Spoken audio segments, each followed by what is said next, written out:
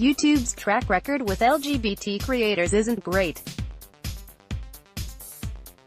Last year, YouTubers such as Rowan Ellis, Oakley, Stevie Boebi, and NeonFiona spoke up about their content being hidden, demonetized, or age-gated.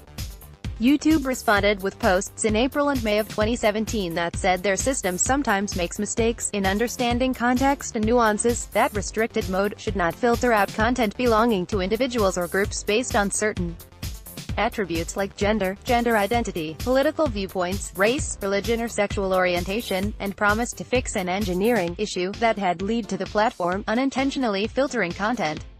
Over a year later, however, the same problems persist. In a series of videos posted to his YouTube channel, trans creator Chase Ross say that for the past 3 weeks he's been dealing with age restrictions on his videos daily. Some of his older videos have been recently demonetized, or stripped of revenue-earning ads, with others being removed completely. He says YouTube has regularly demonetized his videos with the word trans or transgender in the title, and even run anti-LGBT ads on some videos geared toward the LGBT community. Ross, a YouTuber for about 12 years, creates videos touching on his personal experiences as a trans person, and the trans community as a whole. In addition to his Trans 101 project, a 31-episode series that educates viewers about subjects like pronouns, terminology, and body dysphoria, Ross has also posted about his personal experiences transitioning. According to Ross, YouTube's algorithm seems to be triggered by the word trans, specifically to demonetize his videos. He suspects that some of these are the result of the platform's algorithm for evaluating content as well as targeted flagging by anti-LGBT users. I've done multiple tests in proving that the word transgender on my channels has demonetized my videos, he says in one video. It's a trigger word. It triggers the algorithm. Every single one of my Trans 101 videos has been demonetized. In October 2017, he tweeted screenshots of 2 videos that were originally uploaded with the word trans in the title. Both were demonetized. When Ross removed the term, however, they were monetized as usual. He ran into this problem again this May after publishing a video about his life since his surgery 5 years ago.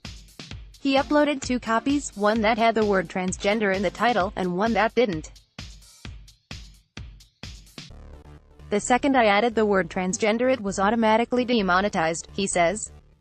On Twitter, he posted a screenshot comparing the 2 posts, one with the word transgender, and one without. The video marked transgender was marked not suitable for most advertisers. Every single one of my Trans 101 videos has been demonetized, he says. You're going to tell me that trans people aren't directly attacked? Do not let YouTube get away with this. I uploaded my video twice to see if the word transgender would trigger the algorithm. And every step of the way was fine until I added the word transgender. Right away, the video was demonetized. Literally, right away.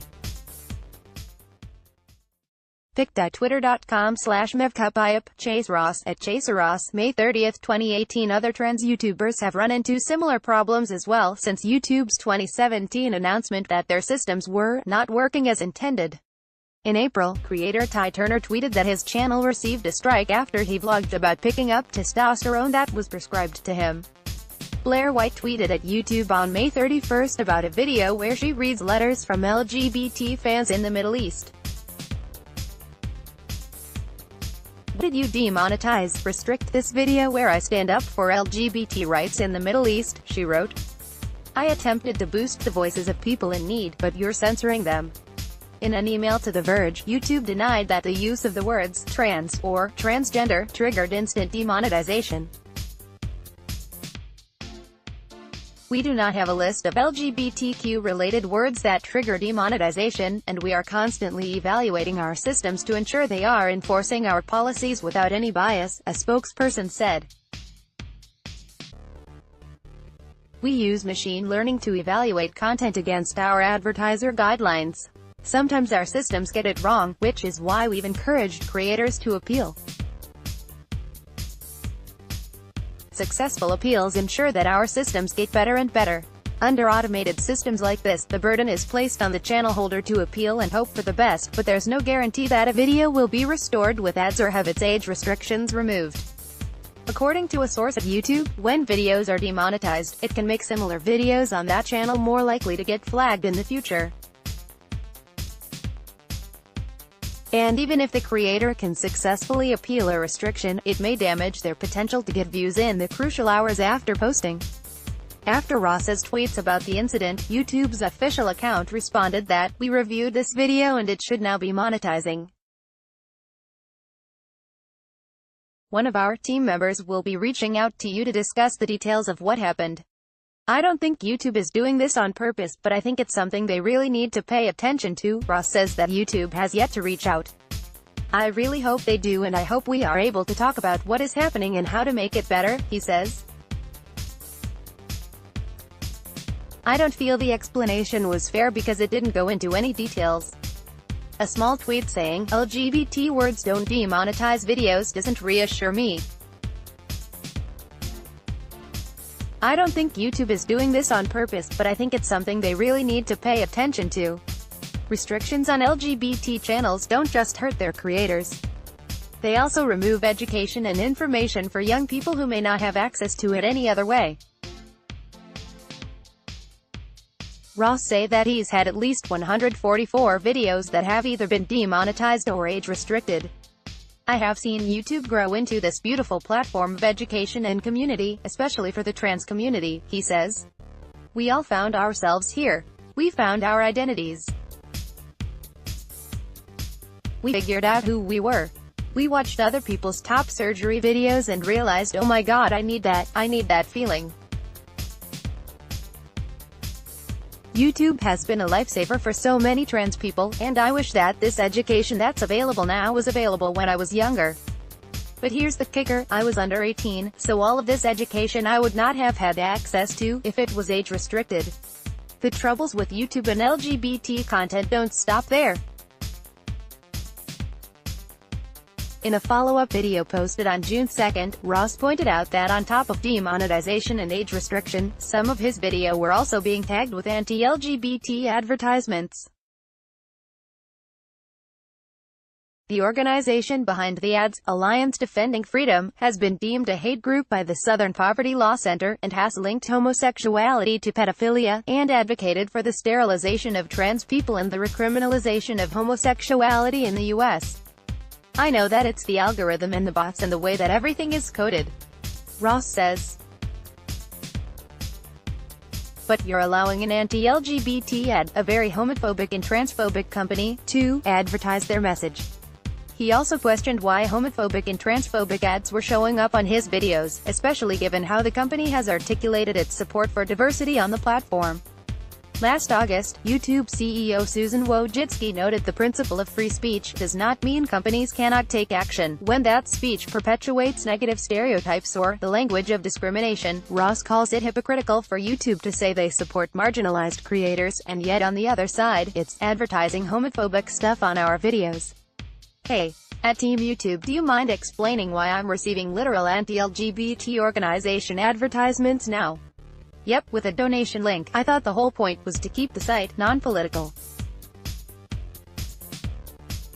A video called "Worse Than Demonetization, Anti-Gay Ads on LGBTQ Videos." YouTuber Hank Green calls these ads running on LGBT channels despicable and gross and disgusting. He says that YouTube's current system allows these advertisers to upload a video and decide what kind of content they'd like it to pre-roll against. People are now doing this with anti-gay, anti-LGBT content, throwing it up on specifically content from LGBTQ YouTubers, he says. Are they doing this because they want to freak people out and be like, well fine, now I feel like this is an antagonistic place and I don't feel comfortable on this platform? Maybe. Are they doing this because they want to reach people who are vulnerable and are looking for support in a time of need? Almost definitely. On Twitter, writer and YouTuber Gabby Dunn said that viewers recently alerted her to these ads on her channel.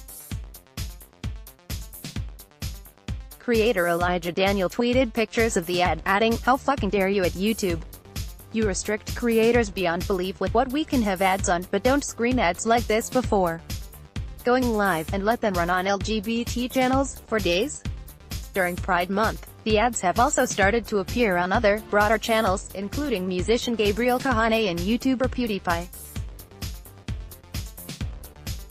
I don't know what the fuck is going on at YouTube, but why the fuck are people telling me that ads of this old fuck telling people being gay is wrong are running on my channel? pic.twitter.com/LJHSWNLJRZ, LilPhag, at Elijah Daniel, June 4, 2018. In an email to The Verge, a spokesperson says YouTube is looking at ways to improve its policies moving forward.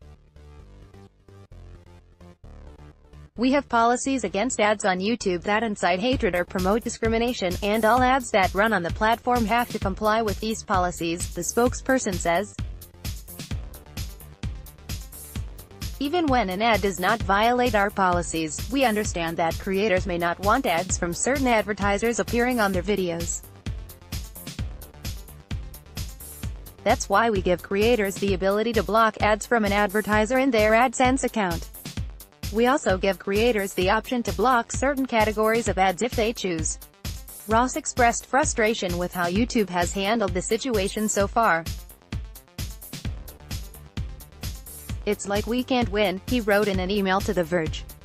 "I don't feel like people take us seriously, and it needs to change. YouTube really needs to start paying attention to this community. I don't feel like I belong on a platform that I and other LGBTQ individuals helped build." Although he doesn't feel that the company is homophobic or transphobic, he says there are still clear problems with the platform's reliance on machine learning systems to evaluate content that have repeatedly left LGBT creators feeling targeted and unwelcome. "YouTube was a safe haven for so many trans people, including myself, when I was younger, and it just hurts and really makes me feel like we need to leave and that people want us to leave."